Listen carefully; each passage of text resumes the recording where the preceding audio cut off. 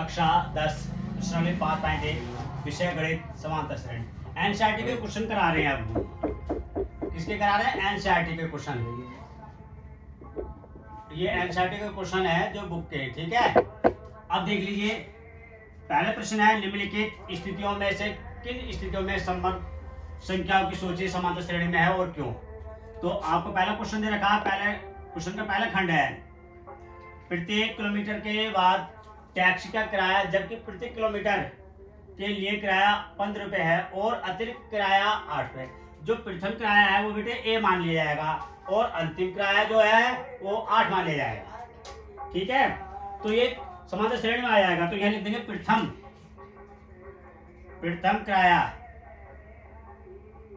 किराया ए is equal to 15 रुपए और अतिरिक्त किराया बेटा, अतिरिक्त किराया इसे डी मानेंगे बेटा 8 रुपया, ठीक है। तो आप सीरीज बना लेंगे। जो अगला होएगा वो कितना होएगा, तो ये देखो प्रथम के लिए तो ए कोमा ये एपी की सीरीज बन जाएगी। AP is equal to a plus d और ए प्लस 2d और ए प्लस 3d और ए प्लस 4d। ये बेटा ऐसे चलती रहेगी सीरीज। तो ए इज इक्वल टू यानी प्रथम कितना है, प्रथम किराया ए बराबर कितना बेटा 15 रुपए। दूसरा किराया तो ए प्लस डी, ए कितना 15 और डी कितना बेटे 8, कितना हो गया 23। अब अगला क्वेश्चन, अगला वो देखेंगे। पहला हो गया, दूसरा हो गया, तीसरा देखें आप। तीसरा किराया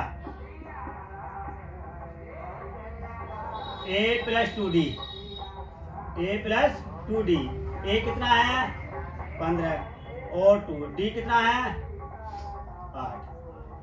15 और 8 दूनी 16, कितना हो गया 31 हो गया। 31 रुपए हो गया, 23 रुपए हो गया और 15 रुपए। अब अगले क्वेश्चन अगला देखेंगे। पहला, दूसरा, तीसरा, अब चौथा निकाल दो। किराया ये इस तरह से निकाला जाए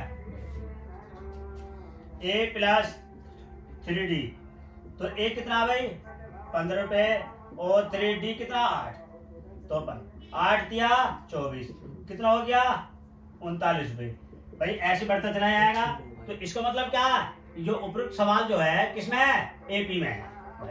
ये क्वेश्चन अगला, इसका अगला खंड देखेंगे अभी।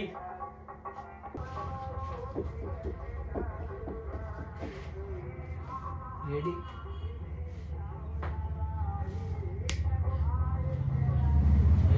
माना पहला क्वेश्चन देख लीजिए। किसी बेलन सिलेंडर में उपस्थित हवा की मात्रा, जबकि वायु निकालने वाला पंप प्रत्येक बार बेलन की शेष मात्रा का 1/4 भाग शेष रह जाता है। तो बेटा इसमें क्या करना है, इसमें शेष मात्रा वाला भाग निकालना पहले। देखो कैसे निकालेंगे।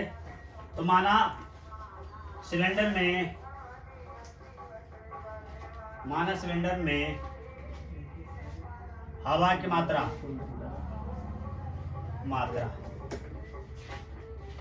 बराबर x।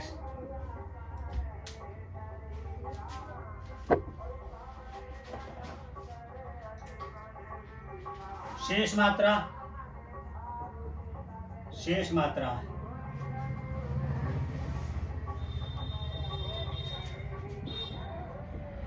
देखो x अपॉन 1 से इसकी मल्टीप्लाई कर दो, 4x minus x upon 3x upon 4।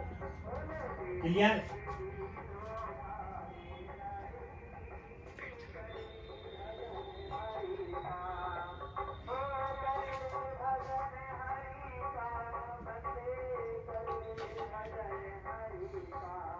क्या कर सकते हैं?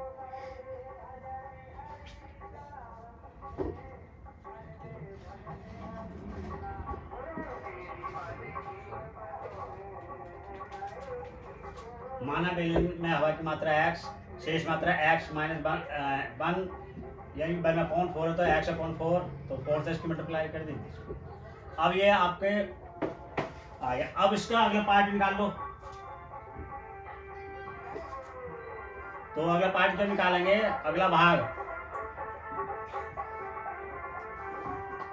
तो बेटा 3x/4 माइनस कितना 1/, इंटू 3x/4।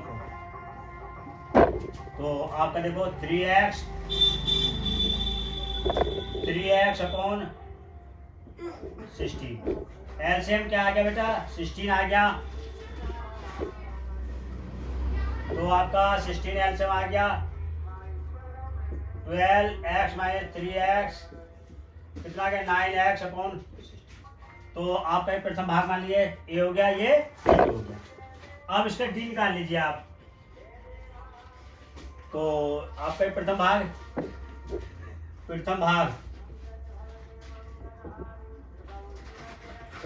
ए क्या मान लिया भैया हमने, क्या निकल गया 3x/4। और दूसरा